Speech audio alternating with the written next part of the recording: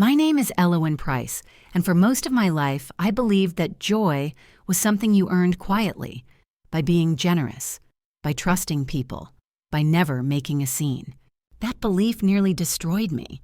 It was late August in San Diego, the kind of summer where the ocean air smells like salt and sunscreen, and the sunsets look staged on purpose. My wedding was 3 weeks away. Every morning, I woke up to the sound of gulls outside our apartment and the low hum of traffic drifting up from Pacific Highway. I'd make coffee barefoot, scroll through seating charts, and imagine myself walking barefoot down the sand at La Jolla Shores, my dress catching the last gold of the evening sun. I was 28 years old, finally marrying the man who made silence feel safe, and I thought the hardest part was already behind me. The registry had been my least favorite task. I hated asking for things, still do. I remember sitting at my laptop one evening, my fiancé Theo beside me, both of us laughing awkwardly as we debated whether a $600 espresso machine was too much. "People want to celebrate you," he'd said gently.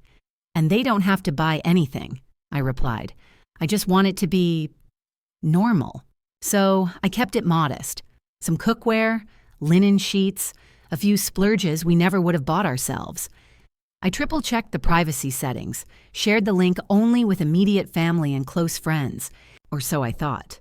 The first sign that something was wrong came in the form of a text. It was from my aunt.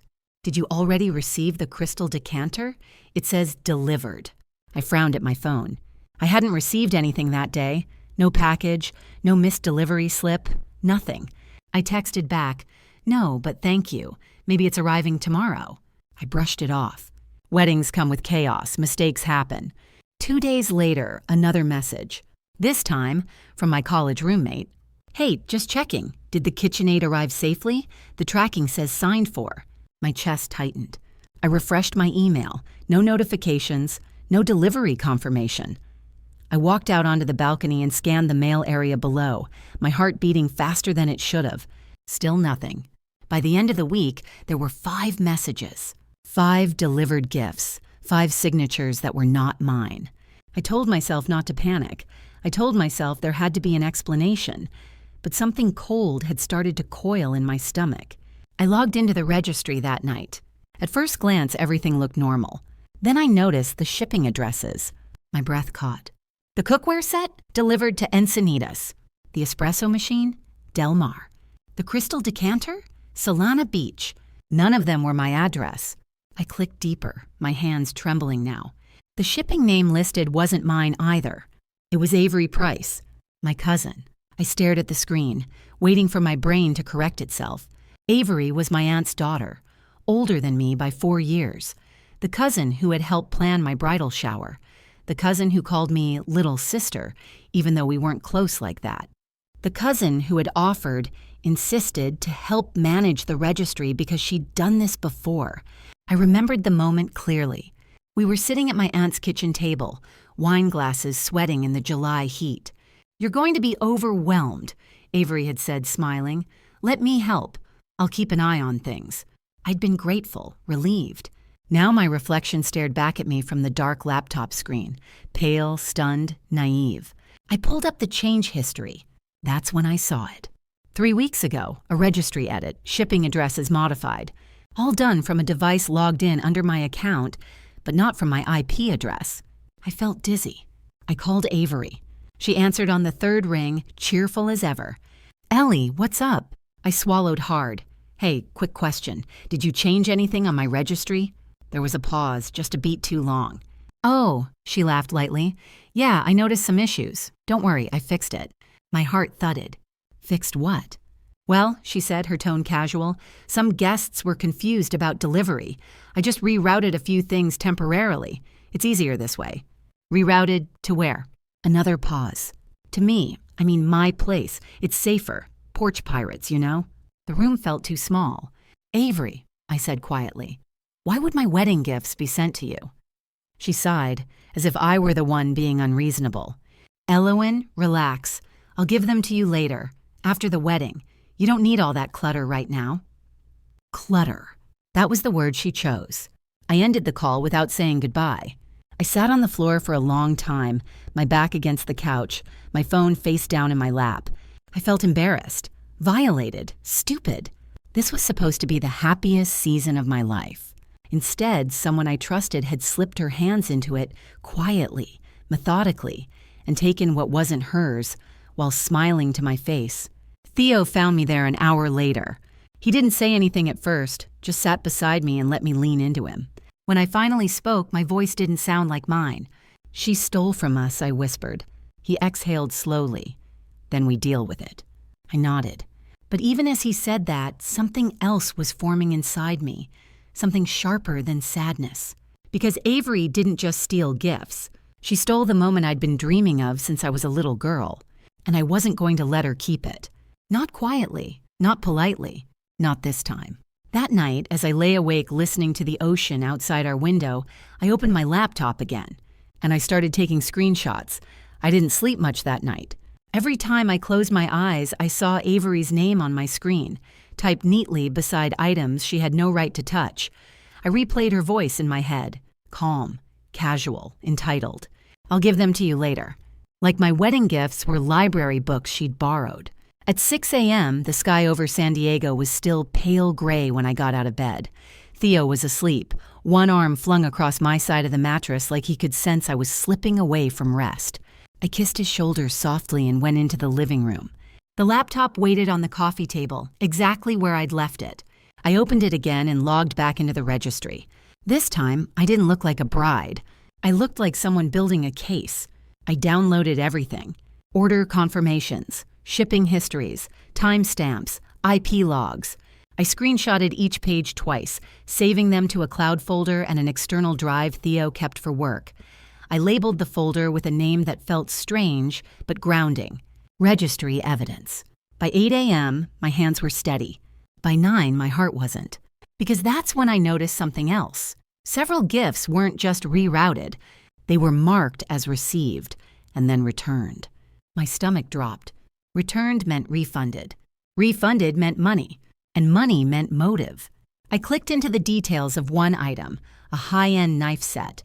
It had been purchased for us, shipped to Avery's address, and returned 2 days later. Refund destination, a credit card ending in 4412. I didn't recognize the number, but I knew how to find out who it belonged to. I called the registry's customer support line. My voice shook at first, but I forced it to stay even. "Hi," I said. "I'm calling about a discrepancy in shipping and returns on my wedding registry." The representative was polite, professional, suspiciously calm. After 20 minutes on hold and 3 identity verifications, she came back on the line. "Ma'am," she said carefully, "several items from your registry were redirected and returned. The refunds were processed to a card not listed under your account." "Can you tell me whose card it was?" There was a pause. "I'm not authorized to share personal financial details, but I can confirm it does not belong to you or your fiancé." I thanked her and hung up. Then I sat there, staring at the wall, my pulse roaring in my ears. Avery hadn't just taken the gifts. She'd converted them. I texted her. "We need to talk, today."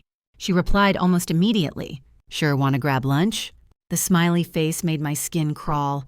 We met at a cafe in Encinitas, overlooking the water, all white umbrellas and soft music. Avery arrived 10 minutes late, wearing oversized sunglasses and acting like nothing in the world was wrong. She hugged me. I didn't hug her back. We sat. "So," she said brightly, "wedding stress, huh?" I placed my phone on the table and slid it toward her. On the screen, screenshots, dates, addresses, refunds. Her smile faltered. "Explain," I said. She leaned back, crossing her arms. "You're being dramatic," she replied. "I told you I was helping. By returning my wedding gifts for cash?" Her jaw tightened. "I needed the money temporarily," she snapped. "I was going to pay it back." "When?" I asked. "After the wedding? After I noticed everything was missing." People at nearby tables started glancing over. She lowered her voice. "Allow and don't embarrass me." The audacity of it stole my breath. "You embarrassed me," I said. "You stole from me." She rolled her eyes. Stole is a strong word. That was when something shifted inside me. I realized Avery truly believed she'd done nothing wrong. That realization was colder than anger. I stood up. I want everything returned, I said. Every item, every dollar.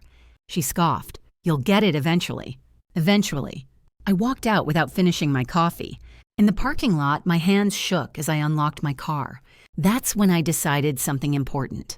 I wasn't going to confront her privately anymore. If Avery wanted to act in the shadows, I'd bring her into the light. That afternoon, I called my wedding planner, Mira. Mira had the kind of voice that could organize a hurricane. When I explained what had happened, there was a long silence on the other end. Then she said, "Do you want to handle this quietly or correctly?" "Correctly," I answered. She exhaled. "Then we document everything." Over the next few days, I became a version of myself I didn't recognize. I stopped crying. I started collecting. I contacted guests individually, pretending everything was normal. "Hi, just confirming. Did you send a gift through the registry?" Every reply felt like another stitch, pulling the truth together. "Yes. Hope it arrived safely." Tracking said delivered last week. I thanked them, smiled through texts, and added each response to the folder. Theo watched all of this quietly. One night, as I was labeling files at the kitchen table, he sat across from me. "You don't have to go through with this," he said gently. "I know," I replied, "but I want to." I wasn't doing this out of spite.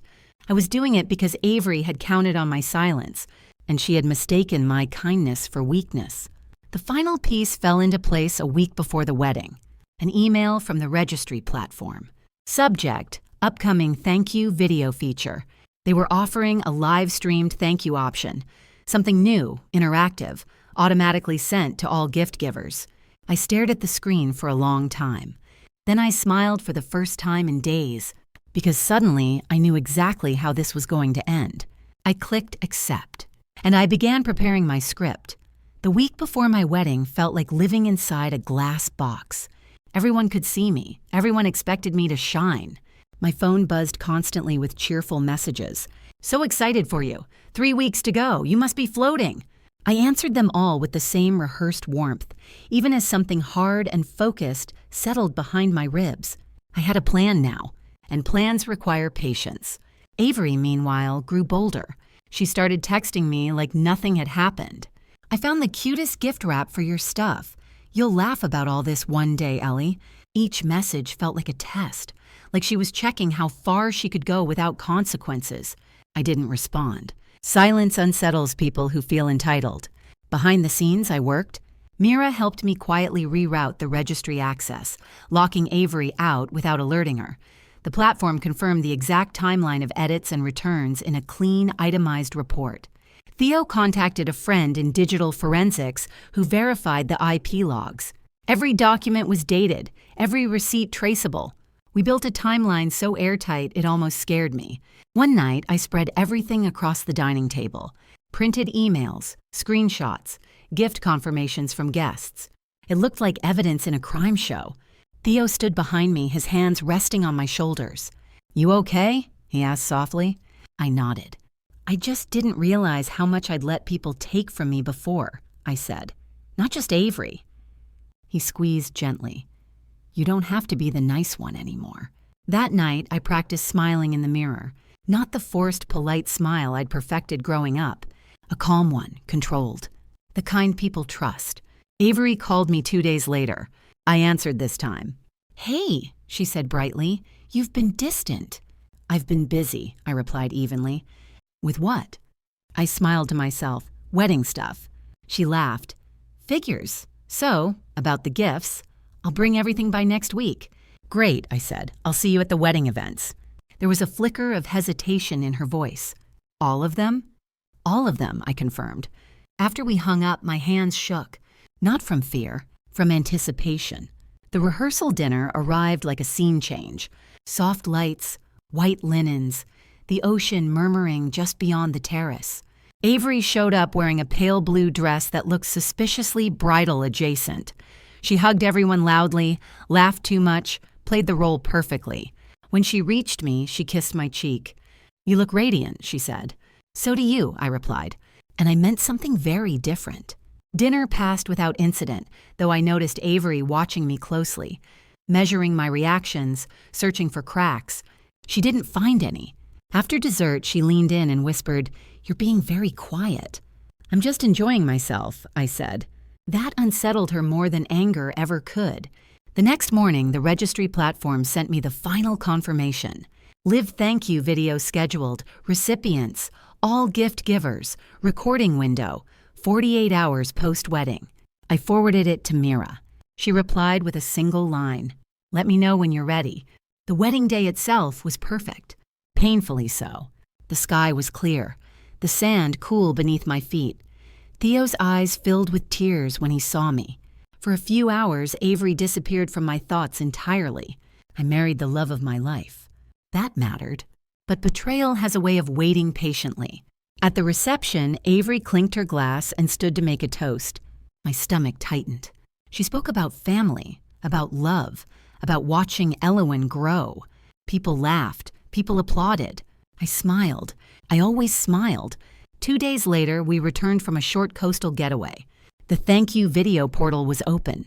Theo sat beside me as I set up the camera in our living room. Natural light, neutral background. I wore a simple white blouse, no makeup beyond the basics. I wanted to look honest. I pressed record. "Hi, everyone," I began warmly. "We just wanted to thank you from the bottom of our hearts for celebrating with us." I paused, and then I shifted. "There's something important I need to address," I said calmly, "because many of you gave generously, and some of those gifts never reached us." I watched my own eyes in the screen, steady, clear. "So before I say thank you for what we received, I need to explain what happened to what we didn't." I reached for the folder. The screen capture froze on Avery's name. I stopped the recording. My finger hovered over the mouse. Once this went out, there was no undo. I glanced at Theo. He nodded once. I hit record again. I looked straight into the camera. Not past it, not around it. Into it. "My name is Elowen Price," I said evenly. "And before I thank you for the gifts we received, I owe you honesty about the gifts we didn't." My voice didn't shake. That surprised me. I clicked my mouse and the first screenshot appeared beside me on the screen. An order confirmation with my name, followed by a shipping address that wasn't mine. I discovered shortly before our wedding that several gifts sent through our registry were rerouted without my knowledge or consent. I paused, letting the words land. They were redirected to someone else. I advanced to the next slide. A shipping log, then a return receipt, then a refund confirmation. These items were marked as delivered, then returned, and refunded to a credit card not associated with me or my husband. I took a breath. The account access used to make these changes belonged to a family member. I didn't say her name yet. I wanted the silence to do its work. "I'm sharing this not to embarrass anyone," I continued, my tone calm but firm, "but because many of you reached out, confused and concerned, when your gifts appeared to go missing." I looked down for a moment, then back up. I felt foolish. I felt violated. And I felt deeply ashamed that something meant to celebrate love was turned into something secretive and transactional. I clicked again. A timeline filled the screen. Dates, times, IP addresses. All of this has been documented, verified, and returned gifts are currently being recovered. I swallowed. The person responsible is my cousin, Avery Price. There it was. I didn't flinch. I confronted her privately and asked for the items and funds to be returned. That has not yet happened. I leaned slightly closer to the camera. "So this video is my request for transparency." I softened my voice, not out of weakness, but control. "If you sent a gift that was affected, please know this. I am working directly with the registry platform to resolve it. You will not be asked to do anything further." I gave a small, sad smile. "And I'm sorry that my silence allowed this to continue longer than it should have." I ended the recording. My hands were steady as I pressed upload. The platform processed the video and confirmed distribution, sent to all gift givers. There was no dramatic music, no applause, just quiet, for about 12 minutes. Then my phone started vibrating. Texts, emails, missed calls. Not from guests, from family. My aunt called first. "Elowen," she said, her voice tight. "What is this video?" "It's the truth," I replied. "You've humiliated Avery." I closed my eyes. She humiliated herself. My mother called next. "I support you," she said quietly. but this is going to explode." "I know," I answered. And it did. Within an hour, Avery's phone went dark. Within 2, my aunt texted again. "She's having a panic attack. Take the video down." I stared at the message. Then I typed back, "When the gifts are returned and the refunds reversed, I will update everyone." I set the phone down. Theo wrapped his arm around me. "You okay?" he asked. "I think," I said slowly. "This is the first time I've ever chosen myself." That night, an email arrived from the registry platform. Funds recovered, partial. Items pending return. Progress. At midnight, there was a knock on our door. Sharp, urgent. Theo stood. "Stay here." But I was already on my feet. When I opened the door, Avery stood there. No makeup, no confidence. Just red eyes and shaking hands. "You didn't have to do that," she whispered. I crossed my arms. "Yes," I said calmly. "I did." She looked past me into the apartment as if searching for backup. "They're calling me a thief," she said. "You stole," I replied. She flinched. "I was going to fix it." "When?" I asked. She didn't answer. "I need you to take the video down," she said, desperation creeping in. "I'll give everything back, I swear." I studied her, really studied her. This wasn't remorse. This was fear of consequences. "Bring everything," I said. "Every item, every receipt, every dollar." She nodded frantically. "I will, tomorrow." "Then we'll talk," I said. I closed the door.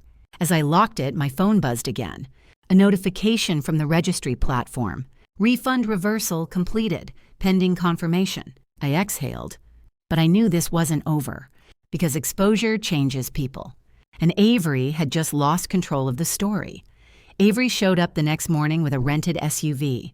I watched from the living room window as she parked crookedly at the curb, sat behind the wheel for a full 30 seconds, then finally got out. She looked smaller somehow, like the version of herself she'd always used to intimidate people had cracked. Theo stood beside me. "You don't have to open the door." "I will," I said, "on my terms." When I opened it, Avery didn't step forward. She just gestured toward the back of the car. "It's all there," she said quickly. "Everything I could get back."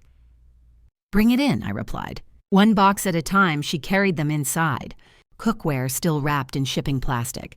The espresso machine, unopened. Linen sets folded with retail tags intact. She placed them carefully on the floor like offerings. Then she handed me a manila envelope. "Receipts," she said, "and cashier's checks for the rest." I opened it slowly. Inside were printouts of refund confirmations, bank slips, and 3 checks made out to me and Theo. The amounts were correct. I felt something loosen in my chest, but it wasn't relief. It was clarity. We sat at opposite ends of the couch. Theo stayed standing, arms crossed, a quiet presence. "I never meant for it to get this far," Avery said, staring at her hands. "I was just stressed." I didn't respond. "My credit cards were maxed," she continued. "I thought I'd borrow the money, then put everything back before you noticed." I let out a short laugh. "You altered my registry 3 weeks before my wedding," I said. "You intercepted gifts from people I love. That's not stress. That's a choice." She flinched. "You've always had it easier," she said suddenly, bitterness slipping through. "Supportive parents, a stable relationship, a career you enjoy." There it was. Not an apology. An explanation meant to excuse. "You could have asked for help," I said quietly. She shook her head. "You would have judged me." I stood. "No," I said. "I would have said no, and you couldn't handle that." Her eyes filled with tears. "Please," she whispered, "can you take the video down now?" I looked at the boxes, at the envelope, at the woman who had smiled through my wedding while stealing from me. "Not yet," I said. Her head snapped up. "What?" "I told you," I continued evenly. "When everything is confirmed, returned, and reversed, I will update everyone." "This is everything," she insisted. "I swear." "Then you have nothing to worry about," I replied. She broke down then. Not dramatically, just quietly. "I've never been the favorite," she said. "I just wanted to feel ahead for once." I didn't comfort her, because I wasn't ahead. I was recovering. That afternoon, the registry platform confirmed full restitution. All items returned, all refunds reversed, no further discrepancies. I drafted a follow-up message. Short, clear. I thanked our guests again, confirmed the issue had been resolved, and apologized one final time for the confusion. I did not mention Avery by name. I didn't need to. Within hours, the responses came in. Supportive, relieved, kind. One message stood out. "I'm proud of you for speaking up." I sat with that sentence for a long time. That evening, my aunt called again. "We need to talk about what happens next," she said. I knew what she meant. Family pressure, forgiveness, sweeping things under the rug. "I'm not cutting Avery off," I said calmly, "but things will be different." "How?" she asked. "There will be boundaries," I replied, "and consequences." After the call, Theo joined me on the balcony. The sun was sinking into the Pacific, turning the water copper. "You did good," he said. I leaned into him. "I didn't do it to hurt her," I said. "I did it so I wouldn't disappear." He kissed my temple. Inside, my phone buzzed. A text from Avery. "I hope someday you'll forgive me." I stared at it. Then I typed back, "I forgive you, but I won't forget." I set the phone down. For the first time since this started, I felt light. But forgiveness isn't the end of a story. It's the beginning of a new one. And not everyone knows how to live in it.